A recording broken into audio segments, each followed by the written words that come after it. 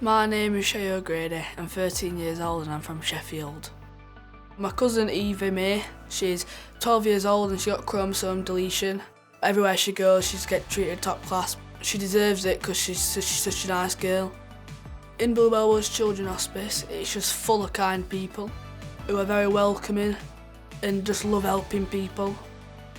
So I want to help fundraise for Bluebell Wood because my cousin Eva, she goes there. It's not cheap to keep running hospices, children's hospices, and I've heard how much it is and I just really want to help. Shay is the most bubbly, enthusiastic, excitable little bundle of joy that I've ever met. He's nearly raised £50,000 for us, which is amazing considering we have to raise £14,000 a day to stay open. To help raise money, I've done swimming, running, biking, triathlons, and my upcoming one is a 24-hour football match. So I did the triathlon from Sheffield Wednesday to Barnsley FC, and the equivalent to thereabout is 24 miles. So I did 24 miles biking, 24 miles running, 24 miles swimming. My recent triathlon did really teach me a lesson and showed me that there's more in you than what you think you've got. Don't think because your body's telling you to stop, you should just give up and you're done, but you've always got more in you than what you expect, and you push through that barrier, you get through your pain, you can do anything you want to achieve. The best thing about it is, you know you're helping other people.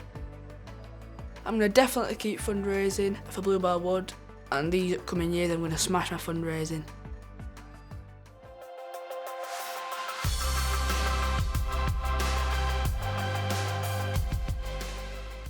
I'm Gabriel Clark and I'm from the Lake District. I was about 6. I just seen somebody using a lathe to make wands for like this Harry Potter thing. I thought, I could do it better, and I just spent ages making these little wands. And then that slowly escalated into bigger things. So I started my little Instagram, Clacky Woodwork, and I thought I'd start selling bowls. They weren't selling at all. I was feeling a bit down because I didn't have too many followers.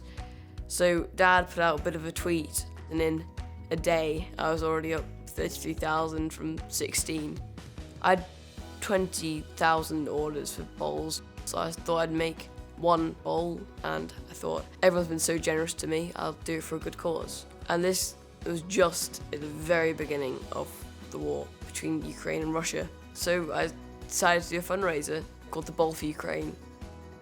I raffled it off and we raised £250,000 with help of many celebrities and news channels. I decided to raise the money for Save the Children because they're such an incredible charity.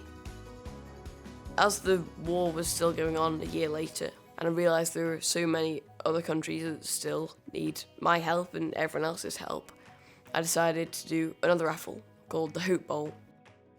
And it'd be for Save Children's emergency fund, and we raised about £25,000 in the first 2 weeks. To be nominated for the Teen Fundraiser of the Year is just incredible to me.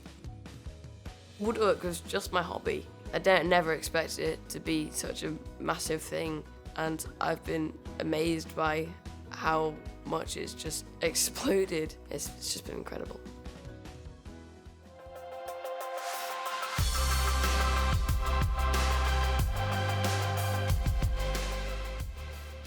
My name's Maria, I'm 14 years old and I'm from Elderslie, which is a small village in Scotland. My brother was very smart, he was very supportive, he made me laugh a lot. One night, I remember it was, I think, a Thursday, my parents got a call saying that he'd been sick. They had phoned for an ambulance and taken him to hospital, and there they said he'd had a seizure. Later they found out that he had a bleed on his brain. They said it was unsurvivable. We later found out the condition was called arteriovenous malformation.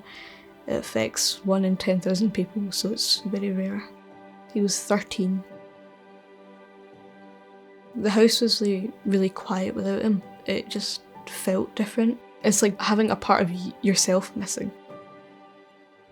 We wanted to raise money into research into rare conditions, We chose to work with Glasgow Children's Hospital charity because that's the hospital where Ahmar was taken care of. We also raise funds for Child Bereavement UK.